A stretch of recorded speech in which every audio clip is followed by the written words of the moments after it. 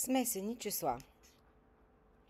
Смесените числа са тогава, когато събираме нещо цяло и още половинка. Например, ако имаме един цял, да кажем, хляб, искаме да си купим хляб и половина. Ние вземаме целия хляб и към него добавяме неговата половинка. На практика се получава 1 цяло и 1 втора. Смесените числа винаги имат цяла част и дробна част.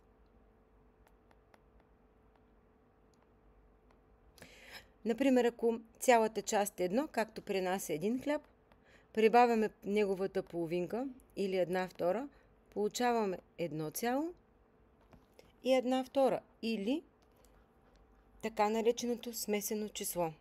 Това е цяла част, това е дробна част. На практика само сме изпуснали плюса. Смесените числа винаги се получават, когато между цялото число и дробното число просто се изпусне плюса. В този ред на мисли, ако имаме да съберем 3 цяло с 3 четвърти, например, т.е. взели сме 3 ябълки и 3 четвърти от четвъртата, това означава, че не сме успели да вземем цели 4 ябълки. Т.е. получаваме, че имаме 3 цяло и 3 четвърти, което по същество е по-малко от 4. Смесените числа могат да бъдат превърнати в обикновени дроби. Как става това? Ще напиша превръщане.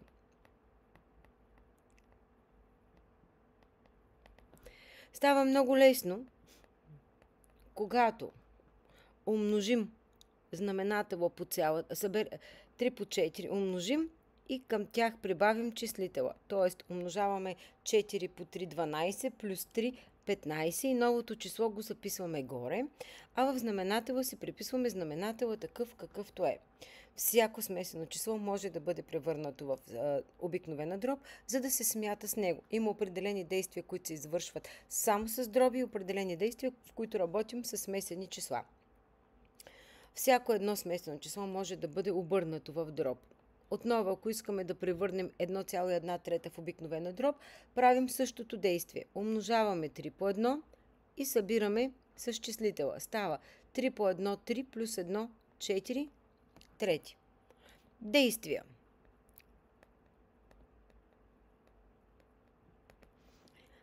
Първо ще разгледаме действие събиране. Действието събиране се извършва много лесно.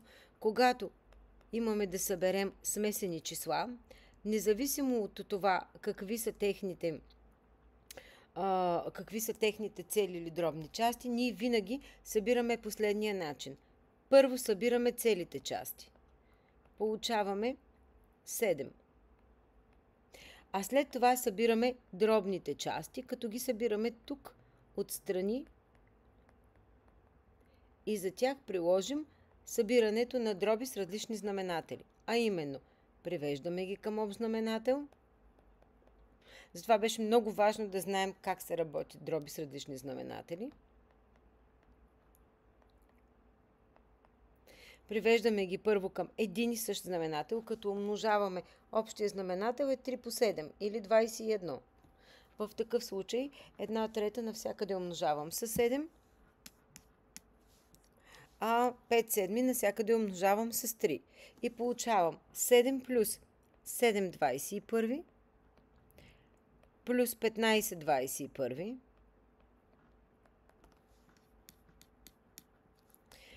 7 плюс 21 в знаменател, 7 плюс 15 22 в числител. И тъй като числителът тук е по-голям от знаменателя, по принцип мога да го запиша като 7 цяло и 22 21. Това, което прави впечатление обаче, че числителът е по-голям от знаменателя, което означава, че 22 21 си е също смесено число. Затова да превърнем 22 21 в смесено число означава да разделим числителя на знаменателя. Виждаме колко пъти се съдържа и Остатъка 1 го записваме като числител, а 21 слиза като знаменател. Тоест, все едно деление с остатък. Остатъка става числител, а знаменателът си остава знаменател. Или в нашия случай става 7 плюс 1,1, 21. Или крайният ни резултат е 8,1, 21. Не винаги така стои въпроса с изваждането.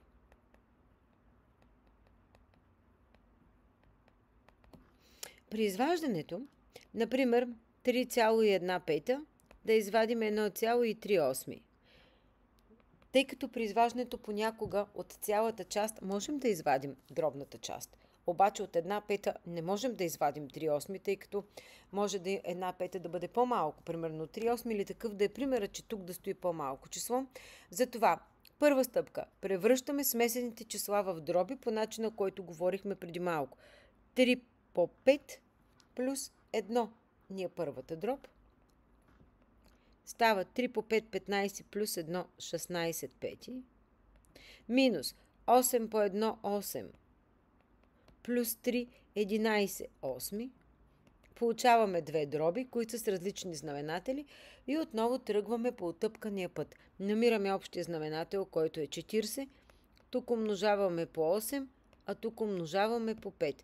И тук е добре да знаем бързото, как умножаваме бързо. 8 по 6, 48. 8 по 1, 8 и 4 на ум, 128 40. Минус 55 40. Което означава, че ни остават 73 40. И това ни е крайния резултат. За изваждането препоръчвам винаги да се превръщат в смесени числа и оттам да се извършва съответното изваждане. Умножение и деление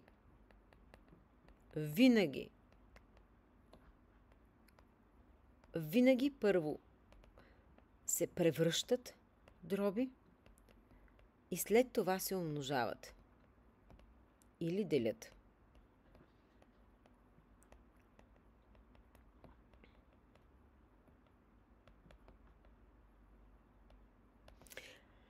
Как става това? Например, 3,1 пета, ако имаме да разделим на 1,1 втора. Това, което правим е първо по отъпкания път да си ги превърнем в дроби. 3 по 5, 15 плюс 1, 16 пети. Делено на 2 по 1, 2 плюс 1, 3 втори. И след това използваме правилото за деление на обикновени дроби. Приписваме първата дроб, обръщаме знака в умножение и завъртаме с краката нагоре или огледално 2/3. Ако можем да съкратим, съкръщаваме. Ако не, извършваме делението и получаваме крайния резултат. Същото се получава и при умножение. Това са 4 основни и важни неща, които ни помагат да действаме с смесени числа.